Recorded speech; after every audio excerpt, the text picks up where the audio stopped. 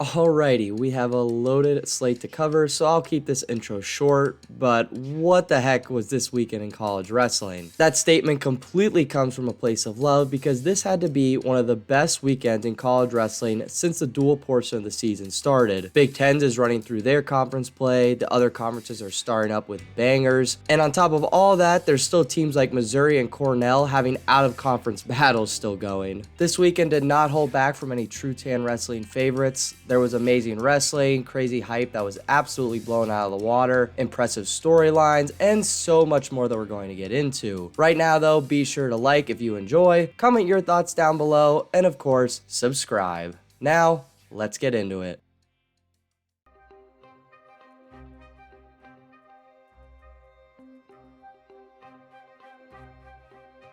To be honest, when writing this video, I really had no idea where to start, but I figured the best place to go was the Friday night duel everyone was circling in Columbus. Ohio State versus Michigan. Ohio State was a big underdog with not many matches going their way on paper, especially after giving up bonus at 125 and 133, where at 125 D'Agostino finally looked back to All-American form. At 133, despite being a very expected wild match, Dylan Ragusin would get a 15-6 major over the young buck Nick Bouzakis. However, the duel quickly shifted when Jesse Mendez would get a forfeit, essentially giving the Bucks only a 2-point deficit. My guess is Sergio Lemley either failed skin checks or got hurt during warm-ups. Either way, this was a huge blow for Michigan, but at the time, no one really noticed because Austin Gomez looked so slick and absolutely dominated Dylan D'Amelio to get another major decision win for the Wolverines, not making the Buckeye fans very hopeful. I was actually there, and yeah, the fans weren't too excited, but I was just enjoying some good wrestling. 157 was so Will Lewan, it's not even funny, with him winning in the ride-out periods of overtime and somewhat of a dramatic fashion over Isaac Wilcox. On that note, Patty Gallagher hasn't wrestled since the Shapiro Tech during the Cornell duel, so I don't know where he's been, maybe hurt, or maybe Wilcox is the guy now for the Buckeyes. Maybe since he dropped down to 157, he's the guy now for him, but I'm not really sure. 165 was also super wild, with Cam Amin staying out, allowing freshman Bo Mantinota to use one of his freshman dates, and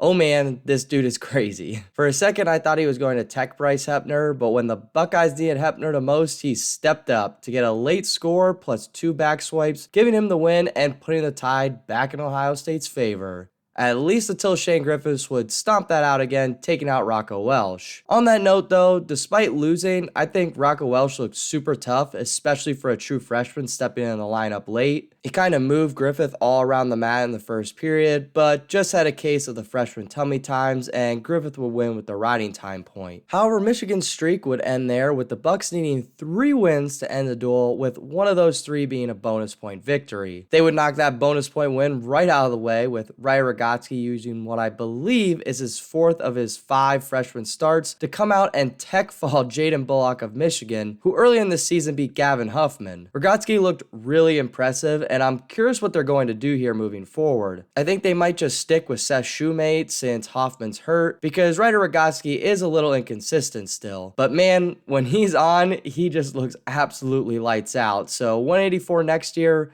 or maybe even this year, look out. Luke Gia would pick up a nice win to get on track at 197. And then there was the heavyweight match that I wouldn't say stole the show, but wow, did Nick Feldman wrestle pretty close to perfect against Lucas Davison, winning 4-3. And shockingly enough, he picked down in the second period and still won in the closing moments of the match. Really impressive for Feldman, and I think he's really coming on strong at the perfect time in the season.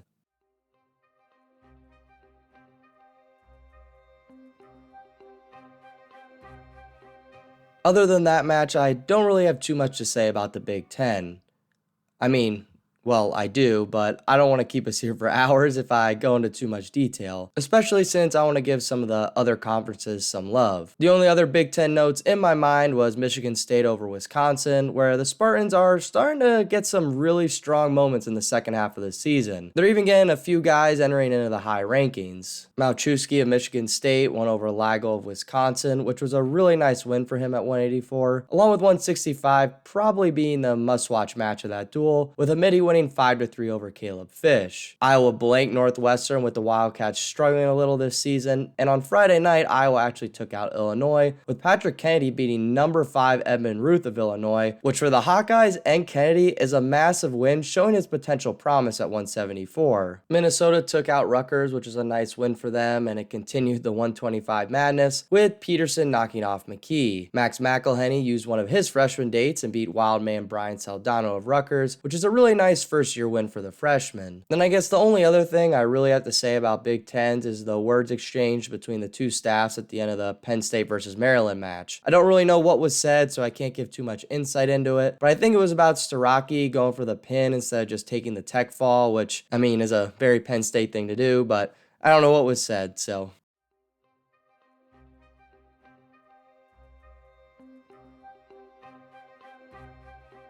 Before I get to mention, shout out to Cleveland State for knocking off Ohio University this past weekend. Ohio has a few guys ranked, and in my opinion will get more guys out to the national tournament, but still an awesome home win up there in Cleveland. Also, before we jump out of this MACtion, Ryder took out two-time defending MAC champions Lock Haven during their duel 27-11. Ryder won a lot of the toss-up matches, like at 133, where it was a rematch from the MAC finals last year, but Richie Kohler got his revenge this weekend. Quinn Kinner, who is arguably Ryder's best wrestler this season, lost, which really shows that everyone else on the team really stepped up for them.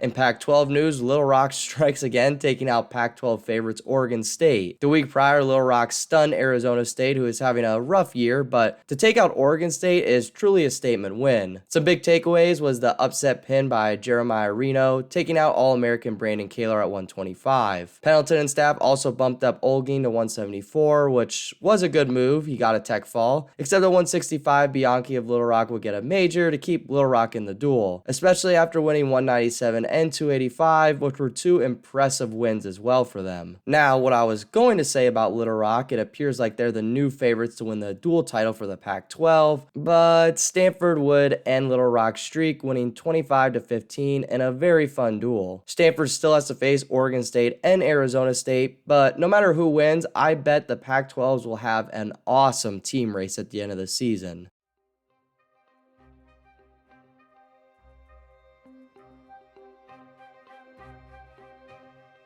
Then there was the Big 12, where Iowa State started their weekend in Oklahoma with a big duel win 37-4, really dominating the Oklahoma duel. However, Oklahoma State showed everyone they're a young team with veteran leaders, and they are still a top-tier program. The Cowboys would knock off Iowa State 21-12, winning basically every swing match. Of note, Spratley started off looking more consistent, beating Terrakina. Swiderski was back, and he beat Sammy Alvarez, the Rutgers transfer, 8-2. Plot majored Will Feldkamp 17-3 to really blow the doors off the duel, and a 184 redshirt Jersey Rob, which sick name by the way, majored ranked Iowa State wrestler at 197 Julian Broderson. So look out for Jersey Rob potentially next season for the Cowboys. Also of note, Cody Chittum didn't wrestle for Iowa State, but I really don't think it would have changed much.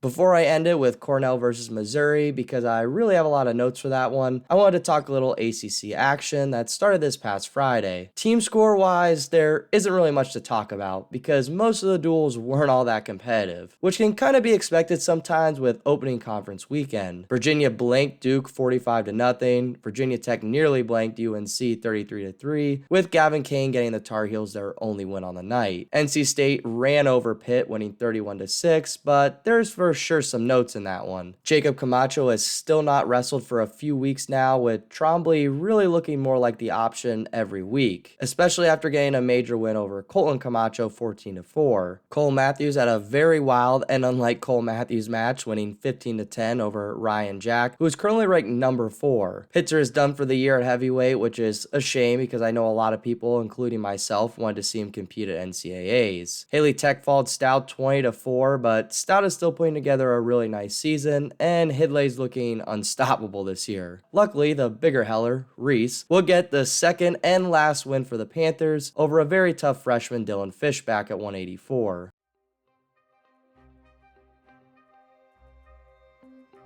Finally, we made it to the weekend showstopper, Missouri versus Cornell, with some huge matchups that could determine a lot during NCAA weekend. I think both teams have a shot at a trophy, and in my opinion, Missouri has a better shot at that, but the better team doesn't always win. Cornell would take out the Tigers 20-16, with Cornell taking home some nice wins. For starters, Myra Shapiro has really made some adjustments from Vegas, winning by major decision over multiple-time All-American Brock Mahler, really controlling the match. I think Shapiro is a bad matchup for Mahler, so I'm excited to see Shapiro keep getting more quality wins back under his belt. Cornell would get another upset at 197 with Jacob Cardenas winning 4-0 shutout over Rocky Elam, who is having a really nice year up to this point and is a top tier All-American. Then not really an upset win, but a big toss-up was Chris Foca beating Clayton Whiting 14-1. Man, I just wonder if Foca and Shapiro had something going on during Vegas, like food poisoning or something, because they just look like completely different wrestlers ever since then. On the Missouri side of things, Noah Certain does what he did best and pinned Brett Unger in the first period. Keegan O'Toole was trailing to Julian Ramirez, but would come back for the major decision, which is just wild and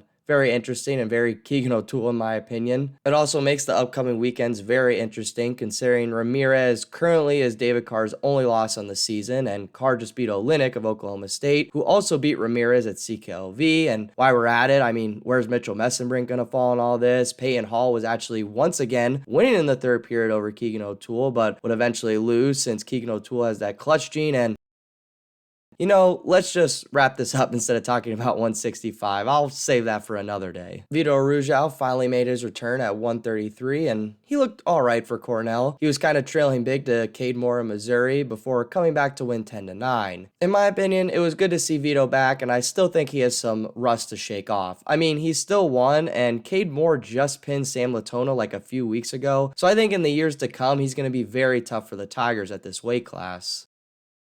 Man. Well, that was indeed one of the craziest weekends in college wrestling up to date. And to be honest, I missed a lot. So if your favorite team didn't get a shout out, feel free to leave it in the comment section below. I know South Dakota State got a really nice win. There was a classic Berg matchup for you D3 fans and so many more. However, if you still enjoyed this video, be sure to leave a like and hit that subscribe button. Now with all that said, take care everybody.